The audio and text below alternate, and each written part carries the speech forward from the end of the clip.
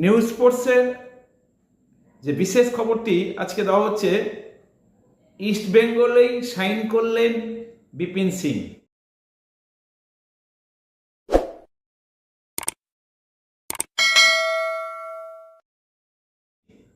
হ্যাঁ বন্ধুরা, east বেঙ্গলেই sign করলেন বিপিন সিং।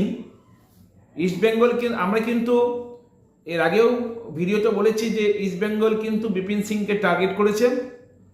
তো ইস্ট বেঙ্গলের যেমন মহেশ আছে, নন্দকুমার আছে, বিষ্ণুকে কালকে সাইন করে নিয়েছে, তেমনি বিপিন সিংকে সাইন করাতে ইস্ট বেঙ্গলে কিন্তু উইংটা বেশ সচল হয়ে গেল।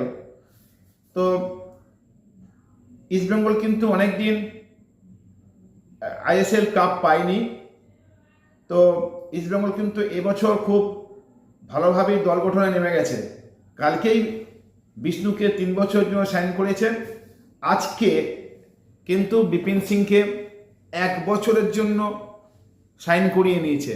কিন্তু ওদের একটা ক্লজ আছে যে আরও 1 বছর বিপিনের সঙ্গে কন্ট্রাক্ট বাড়াতে পারবে। তো ইস্ট বেঙ্গল কিন্তু বিপিন সিংকে ইস্ট বেঙ্গল দলে নিয়ে নিয়েছে। তো তাতে কিন্তু ইস্ট বেঙ্গল উইংটা খুব জোরালো হলো। এছাড়াও ইন্টারকাশি এডমুন্ডকেও কিন্তু টার্গেট করেছে।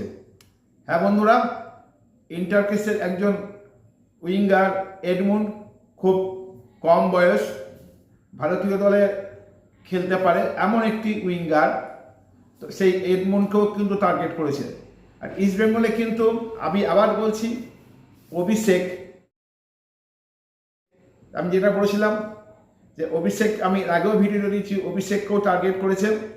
তো এই টার্গেটটা এখনো কি হবে জানি না, কিন্তু যেহেতু বিপিন সিং ইস্ট বেঙ্গলে চলে এসছে, ইস্ট বেঙ্গলের উইং পজিশনটা যথেষ্ট স্ট্রং হয়ে গেছে। এরপর যদি বিক্রম প্রতাপ সিং আসে, তাহলে তো ইস্ট বেঙ্গল তো উইং দুর্ধর্ষ লাইন আপ হয়ে যাবে। মানে কাকে ছেড়ে কাকে খেলাবে সেটাই ইস্ট বেঙ্গল তখন প্রশ্ন হয়ে যাবে। তো খুব ভালো একটা নিউজ আজকে, যেটা ইস্ট বেঙ্গল ক্লাব অলরেডি বলে দিয়েছে যে ইস্ট বেঙ্গলেই বিপিন সিংয়ের প্রতি আরও অনেকগুলো ক্লাবের নজর ছিল, কিন্তু সেই সব জালকে কাটিয়ে একদম গোল করে দিল ইস্ট বেঙ্গলেই সাইন করলেন বিপিন সিং।